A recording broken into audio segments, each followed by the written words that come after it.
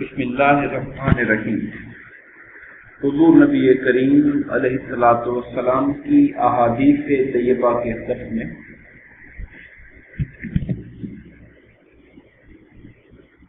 ہم آقا کریم علیہ الصلوۃ والسلام کے حجۃ الوداع کے حوالے سے حضرت جابر رضی اللہ تعالیٰ عنہ کی طویل حدیث پاک کا ذکر کر رہے ہیں۔ کل کی گفتگو میں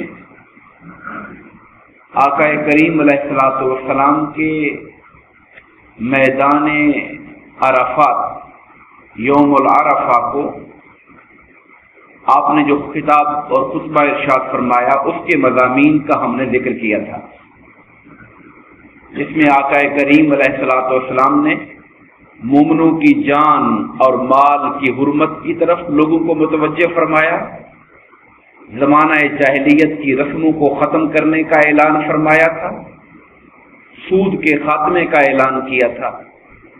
اور عورتوں کے ساتھ حسن سلوک کرنے اور ان کے حقوق ادا کرنے کا حکم دیا تھا۔ اور پھر آقا کریم علیہ الصلوۃ والسلام نے اس مجمع سے یہ بھی پوچھا تھا کہ جب اللہ کی بارگاہ میں کل قیامت کے دن تم سے میرے متعلق پوچھا جائے گا تو تم کیا گواہی دو گے؟ تو پوری جماعت نے کہا تھا کہ ہم گواہی دیں گے کہ آپ نے خیر خواہی کا اور تبلیغ کا حق ادا کر دیا اور امانت ہم تک پہنچا دی۔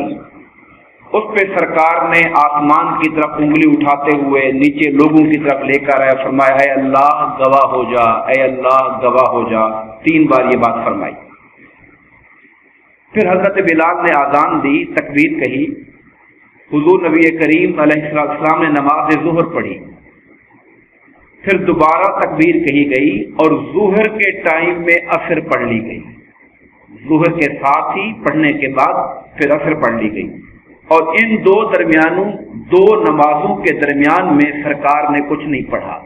یہ نمرہ وادی کے اندر یہ خطاب تھا، نمرہ وادی کے اندر یہ نماز ظہر اور عصر کو سرکار نے ملا کے پڑھا۔ اس کے بعد آقا کریم علیہ السلام وہاں سے عرفات میں واپس آ گئے، اور جو آپ کی جائے قیام تھی جہاں آپ نے بیٹھنا تھا وہاں پر آئے، اپنی اونٹنی کو آپ نے بٹھایا، اور ایک حبل مشاط نام کی جگہ تھی اسے آپ نے اپنے سامنے کیا، قبلہ شریف کو منہ کیا، اور عرفات کی اس جگہ پر آپ بیٹھے رہے، اللہ تعالیٰ کی تسبیح کرتے رہے، خدا کی یاد میں لگے رہے،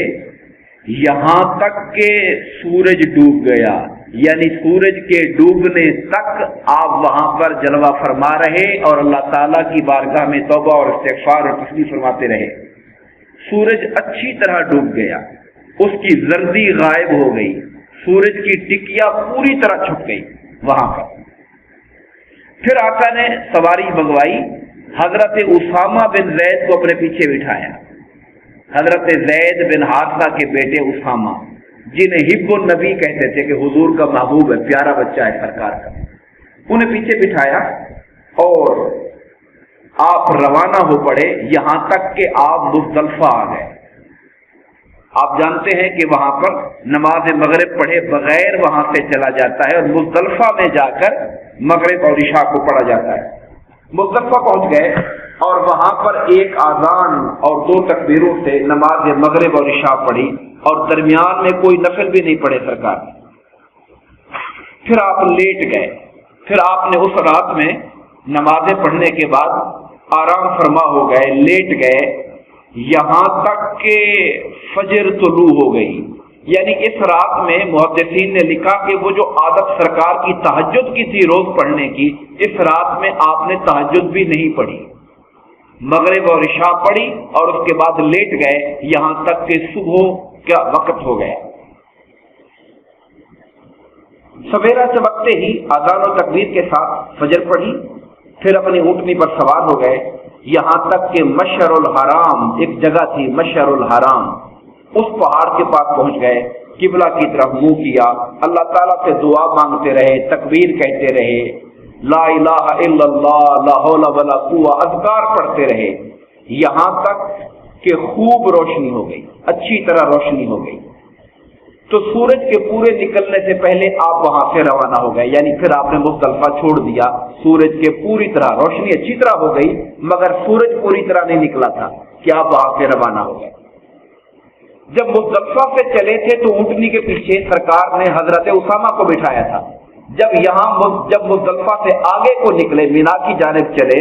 تو سرکار نے اپنے پیچھے حضرت فضل بن عباس کو بٹھا لیا، اپنے چچا حضرت عباس کے بیٹے فضل کو، حضرت عبداللہ کے بھائی تھے، حضرت حضور صلی اللہ علیہ وسلم کے چچا زاد بھائی، ان کو بٹھا لیا،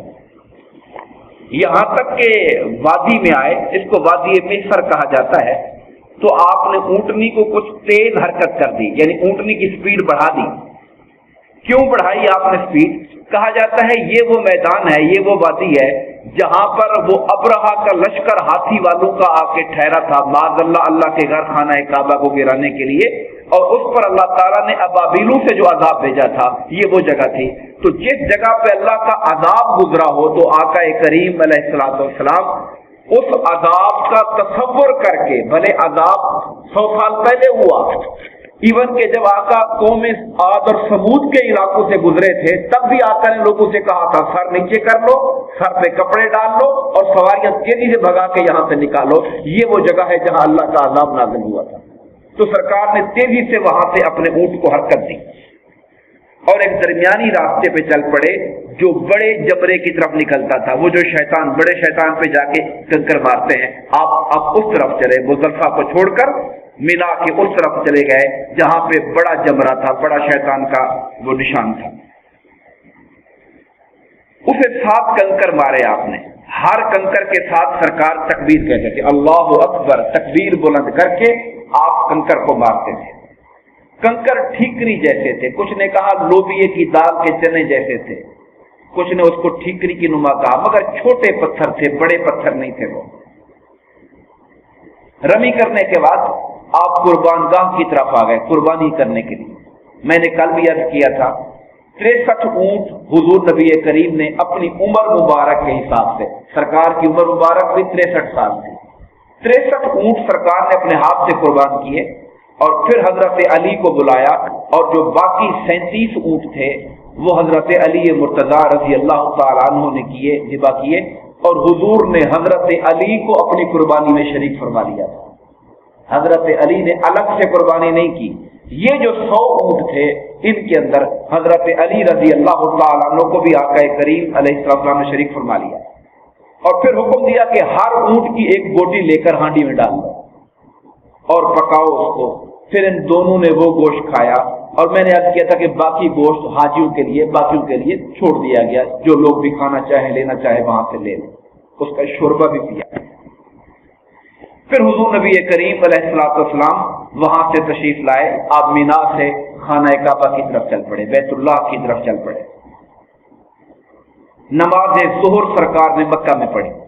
یعنی وہ جو فجر کو مزدلفہ سے نکلے تھے، فجر کا سورج نکال کر، سورج نکلنے سے پہلے تو آپ نے جا کر وہاں پہ کنکریاں ماری، آپ نے 100 اونٹ قربان کیے، اور پھر ظہر سے پہلے ظہر کی نماز جا کر سرکار نے بیت اللہ میں جا کے پڑھی۔ وہاں پر جب آپ تشریف لے گئے تو حضرت عبد المطلب کی جو اولاد تھی، حضرت عبد المطلب کی اولاد یعنی حضور کے جو چچا تھے، وہ زمزم کے پانی پہ ڈیوٹی تھی ان کی، وہ لوگوں کو، حاجیوں کو زمزم پلا رہے تھے، کنویں سے کھینچ کے، ڈول کھینچ کے پانی کا انتظام کر رہے تھے۔ تو سرکار دو عالم نے فرمایا اے بنی عبد المطلب، پانی کھینچے جاؤ، لوگوں کو پلائے جاؤ، بڑے ثواب کا کام ہے۔ اگر یہ خطرہ نہ ہوتا کہ سب لوگ تمہارے پانی کھینچنے میں تم پر غلبہ پا لیں گے تو میں بھی سواری سے اتر کر تمہارے ساتھ پانی کھینچتا، لوگوں کو پلاتا،